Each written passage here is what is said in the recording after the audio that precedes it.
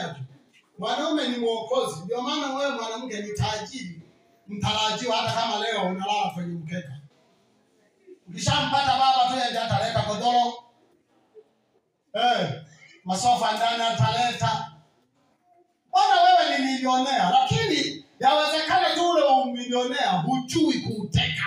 Amen. Unafika huko tena wewe unataka kuwa kidume. Hakuna dume wawili akakaa zizi moja. Hiyo haipo. Hicho yawezekana ndicho kinachokuangusha.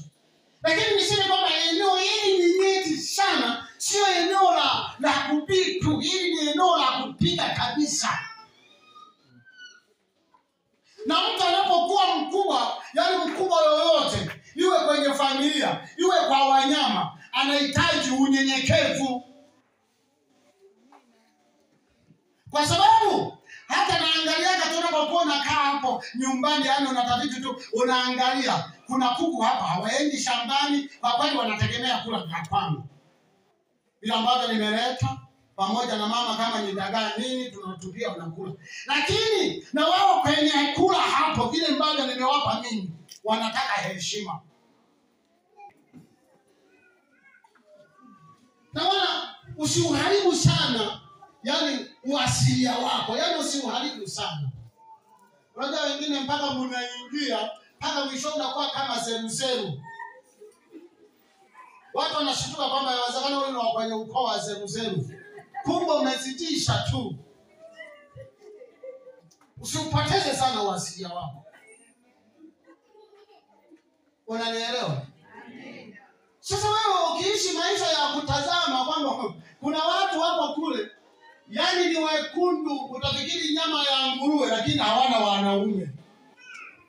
Alafu wewe Chelsea dawa unaume tena mwenye nguvu, apigiwa Yesu makofi na vigeregere.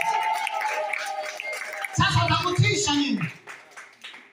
Hata mpaka ukaige hapa. Amefanya maandalizi makucho utafikiri kama mwewe lakini hana mume. Na kila mmoja anamshituka.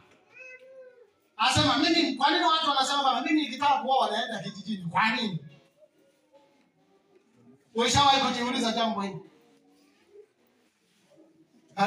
Na wengi mlioko hapa mmeolewa kwa sababu mlikuwa kijijini. Kuna mtu alirudi kuja kijijini. Kuna mtu alirudi.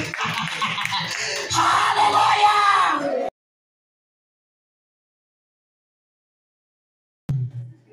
Imefika usiku masaa 4. Ndio. Nilikuwa nimefua tu neti yangu. Sasa ile naitundika.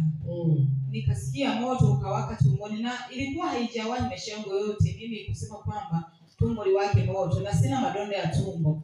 Ukasikia tumbo linawaka. Yaani linawaka moto tumbo tu, nikaishiwa nguvu, nikalala hapo kitandani. Sasa nilipolala Noanga alikuwa akasema wewe umekuaje? Nikamwambia mimi nimeshakwambia. Maana nilisikia moto unawaka, nikamwambia yaani mimi nasikia moto unawaka tumbo. Yaani kusema iko tu. Nikalala. Akaniambia sana una shida gani? Mimi nikatulia tu wala ufahamu huo. Sema kwamba nimwambie, nikashindwa kufungua kinywa. Ndio. Nikatulia tu. Baada akaendelea tu kunisumbua kaniuliza, nikamwambia sasa wewe nimeshakwambia kwamba mimi nimesikia moto unawaka tumboni. Sasa mimi sina maelezo mengine. Kwa kweli mimi nimemuona Mungu. Najua hiyo shida imeisha kwa sababu mimi nilisema siendi kula kisu kwa sababu sijaomba mimi nikaenda kula kisu. Wala mimi sio mbuzi wala ng'ombe na Haleluya! Haleluya! Kwa akasikia